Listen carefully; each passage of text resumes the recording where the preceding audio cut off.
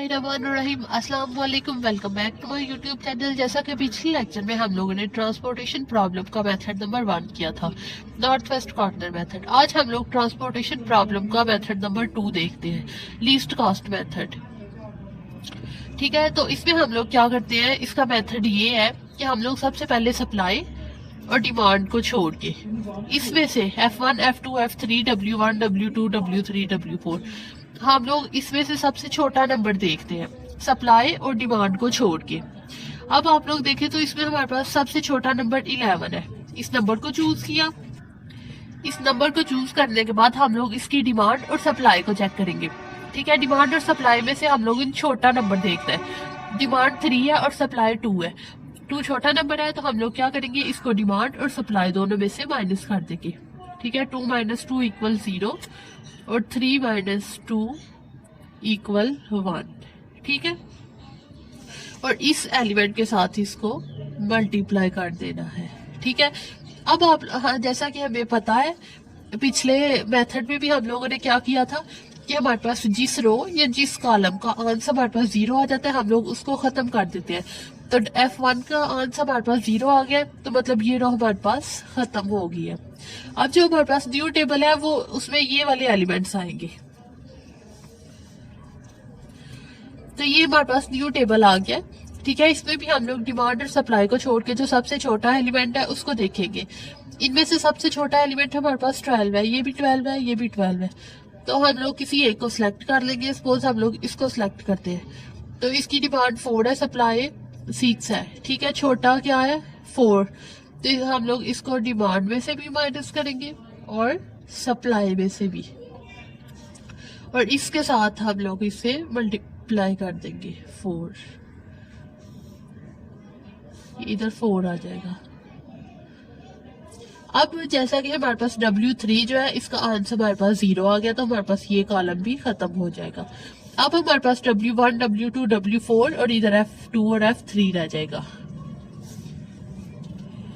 ये हमारे पास next table है। ठीक है, इसमें से देखें डिमांड और सप्लाई को छोड़ के, तो हमारे पास छोटा एलिमेंट क्या है, 12।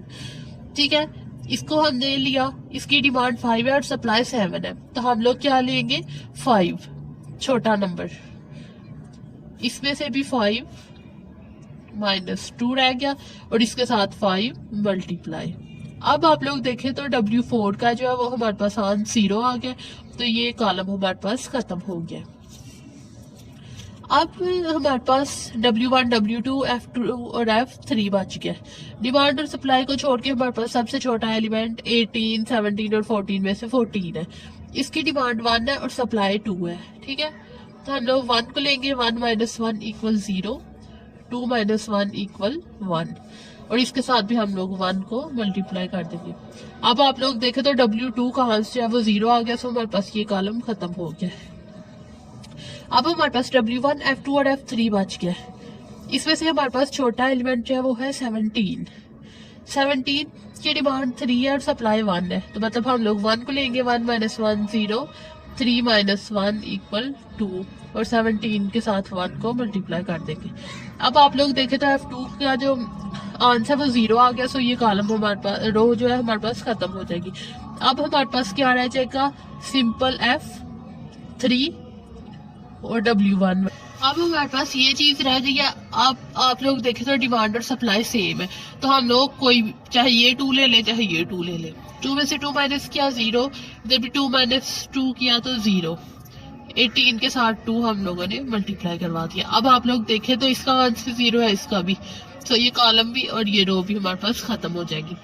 अब हम लोग क्या करेंगे कि हम लोग इसका चाहे तो एक अलग टेबल बना ले या डायरेक्ट इसकी कॉस्ट लिख ले। ठीक है, तो हम लोग क्या करते हैं, ये जो हमारे पास एलोकेशंस है, ये जो हमारे पास एलोकेशंस है जिनके ऊपर हम लोगों ने ये मल्टीप्लायर लगाए हुए हैं, ठीक है, इसको हम लोग एक अलग टेबल में लिख लें, या फिर डायरेक्ट ऐसे ही हम लोग इसकी कॉस्ट फाइंड कर लें, या फिर डायरेक्ट हम लोग इसकी ऐसे ही कॉस्ट फाइंड कर लें। ठीक है, सबसे पहले हमारे पास 11 × 2 + 12 × 4 + 12 × 5 + 14 × 1 + 17 × 1, 18 × 2।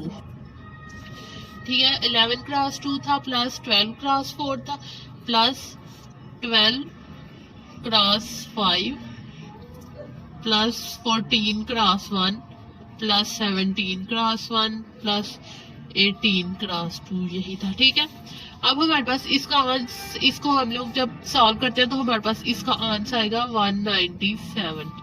ठीक है, ये हमारे पास इसकी कॉस्ट आ गई, टोटल कॉस्ट। ठीक है, तो आज का लेक्चर हमारा इधर ही एंड होता है। मिलते हैं इंशाल्लाह नेक्स्ट वीडियो में। तो हमें याद रखिएगा। अल्लाह हाफिज।